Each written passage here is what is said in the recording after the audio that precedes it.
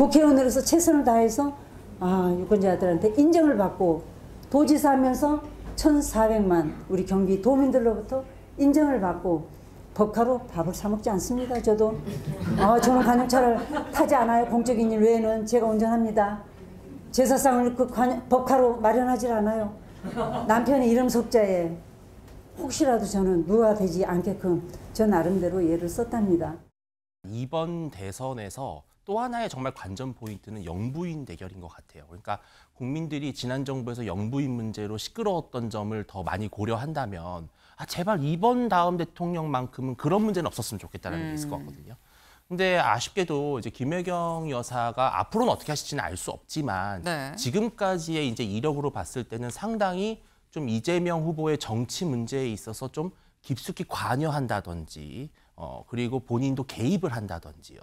또 경기도의 일부 인력이 또 이제 김혜경 여사를 좀 보좌한다든지 그러한 것들이 국민들 봤을 때는 이게 혹시 많이 달라지지 않을 수도 있지 않을까라는 불안감은 분명히 있다고 생각을 하거든요.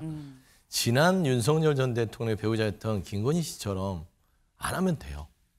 그러니까 우리가 돌이켜볼 때 명태균 씨하고 통화를 해서 그런 식으로 어떤 불법 선거운동이라든지 여론조사에 관여하는 그런 선거운동 말고 정말 그동안 우리가 정통적으로 해왔던 후보자가 할 수 없는 그런 곳곳을 다니면서 배우자의 역할들을 하는 것들.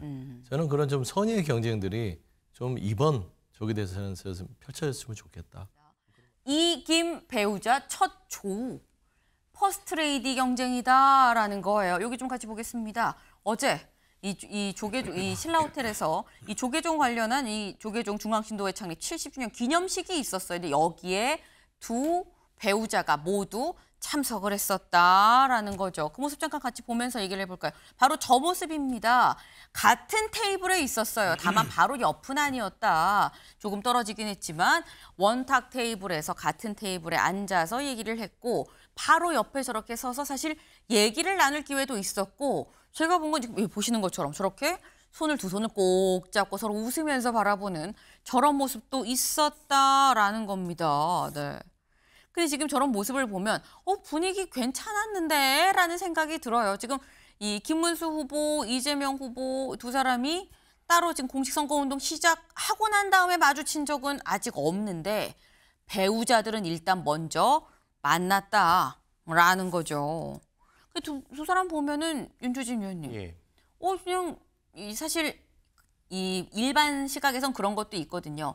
남편이 이렇게 큰 정치인이고 그러면 부인들도 좀 만만치 않을 것 같은데 좀 센 거 아니야? 이런 생각도 할 수 있는데 예. 상당히 화기애애하고 분위기 좋아 보입니다. 뭐 공감대도 있지 않을까요, 두 분이? 그러니까 사실 뭐 대통령 후보라는 게 얼마나 어마어마한 자리입니까? 네. 집권 여당이었던 국민의힘과 이 제1야당인 민주당이 약간 그런 것도 있을 것 같아요. 참 팔자 사나운 남자들 만나서 우리가 여기서 지금 뭘 하고 있는 것인가? 네. 나는 누구, 여긴 어디 이런 생각도 하실 것 같은데 네. 사실 이제 김혜경 여사 같은 분은 이재명 후보의 누가 보래도 정치적 동반자죠. 실제로 뭐 이따 다루겠지만 이제 재판을 받는 그런 과정도 보면 사실 옳고 그름을 떠나서 파란만장한 사람 아니겠습니까? 남편과 함께. 그래서 설란영 여사도 이분도 역시 과거에 이희호 여사를 방불케 하는, 그러니까 정말 그냥 단순히 내조만 하는 그런 부인이 아니라, 아내가 아니라 같이 노동운동을 했었고, 이분도 네. 이제 과거에 세진전자 노조위원장을 맡으면서 김문수 후보와 노동운동 중에 만났다고 해요. 그러니까 또 호남 출신이라는 점에서도 또 김문수 후보에게 외연 확장에 또 많은 도움이 되는, 그러니까 이 두 분도 사실은 거의 뭐 대통령 후보나 다름없는 네. 분들이고, 국민들이 사실은 지난 윤석열 정부에서 영부인 문제로 상당히 좀 스트레스를 많이 받았잖아요. 그러니까 더 눈길이 갈 것 같아요. 그러니까 이번에는 좀 국민들에게 더 많은 박수와 지지를 받을 수 있는 영부인이 됐으면 좋겠다. 네. 그런 것도 있는 것 같습니다. 네. 제가 이런 말씀하셨죠. 서로 간에 약간 동질성, 동병상련도 있지 않겠느냐. 우리 왜 이렇게 피곤한 걸까요? 뭐 이런 얘기를 나눴을 법하다라고 말씀을 하셨는데 다음 기사를 좀 볼까요? 사실상 뭐 아까 퍼스트레이디 경쟁이라고 했는데 후보 배우자들도 지금 대선 레이스에 돌입을 한 겁니다. 근데 아까 손잡고 상당히 이게 뭔가 화기애애하는 그런 분위기였었는데 무슨 얘기를 대체 나눈 거야. 목소리가 하나도 안 들리죠. 사진밖에 없었습니다. 이런 얘기를 했다 그래요. 김문수 후보가 손주를 얻었을 때 김혜경 씨가 손주 옷을 선물해 준 일을 설란영 씨가 이 김문수 후보의 아내죠. 김문수 후보의 아내가 얘기를 하면서 이 아내가 참 고마웠어요 그때라고 얘기를 했다는 거죠. 그러니까 김혜경 씨가 어떻게 그걸 다 기억하세요? 라고 얘기를 했다고 주변에 있었던 사람들이 전하더라라는 겁니다. 지금 이게 그럼 두 사람 원래 사전에도 알고 있었나 본데 이 손자 옷까지 선물해 준 거면 관계가 있었나 본데 라는 생각이 들어요. 소영주 대변인님. 네, 뭐 인연이 좋은 인연도 있고 나쁜 인연도 있는 거 아니겠습니까? 근데 네. 현재까지 보면 두 후보의 배우자들은 나쁜 인연은 크게 없는 거는 같아요. 물론 이제 선거 때문에 서로를 뭐 질책할 수 있는 포인트는 있겠으나 저는 이 정치인의 배우자들이 굉장히 힘든 직업 같아요. 뭐 직업이라고 해야 되나요? 왜냐하면 본인의 어떤 개인사가 없잖아요. 그리고 다 뭐 공개되는 상황이고 어쩔 때는 정치적인 공적이 돼서 정적이 돼서 또 피해를 입을 때도 있고 그런 의미에서는 참 대단한 배우자들이다라고 평가하고 싶은데 다만 지난 윤석열 전 대통령의 배우자였던 김건희 씨처럼 안 하면 돼요. 그러니까 우리가 돌이켜볼 때 명태균 씨하고 통화를 해서 그런 식으로 어떤 불법 선거운동이라든지 여론조사에 관여하는 그런 선거운동 말고 정말 그동안 우리가 정통적으로 해봤던 후보자가 갈 수 없는 그런 곳곳을 다니면서 배우자의 역할들을 하는 것들. 저는 그런 좀 선의의 경쟁들이 좀 이번 조기 대선에서 펼쳐졌으면 좋겠다. 좀 그런 말씀드립니다.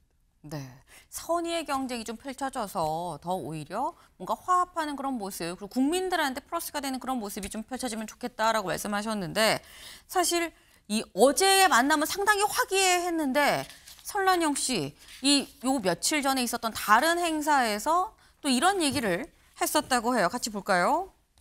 네, 법카로 난 밥을 사 먹지 않아요. 나 관용차도 타지 않습니다. 공적인 일 외에는 다 내가 운전하고 다니거든요. 라고 얘기를 했다라는 거죠. 이 얘기는 윤주진 위원님, 예. 김혜경 씨 얘기하는 걸까요?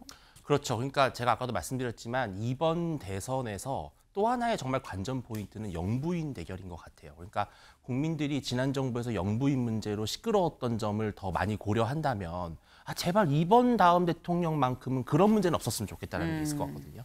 근데 아쉽게도 이제 김혜경 여사가 앞으로는 어떻게 하실지는 알 수 없지만 네. 지금까지의 이제 이력으로 봤을 때는 상당히 좀 이재명 후보의 정치 문제에 있어서 좀 깊숙이 관여한다든지 그리고 본인도 개입을 한다든지요. 또 경기도의 일부 인력이 또 이제 김혜경 여사를 좀 보좌한다든지 그러한 것들이 국민들 봤을 때는 이게 혹시 많이 달라지지 않을 수도 있지 않을까라는 불안감은 분명히 있다고 생각을 하거든요. 근데 앞으로는 잘 하시겠지만 그래서 이제 그 부분을 좀 저격했다 이렇게 봐야 될 것 같습니다. 네, 김혜경 씨에 대한 저격으로 봐야 될 것 같다라고 말씀을 하셨는데 사실 이런 부분들이 지금 현재 김혜경 씨가 받고 있는 이 선거법 위반 관련한 부분이 바로 이런 부분을 지금 얘기를 하는 거죠. 실제로 어제 선거법 위반 관련해서 항소심 선고가 있었습니다. 그 결과가 어땠느냐 같이 볼까요? 법카 식사 제공 김혜경 선거법 위반 항소심도 벌금 150만 원이었었다. 다만 항소심이었었기 때문에 이번 대선 선거와는 전혀 무관하다. 3심까지도 사실 앞두고 있기 때문에 선거랑은 좀 관계가 없다라는 거예요.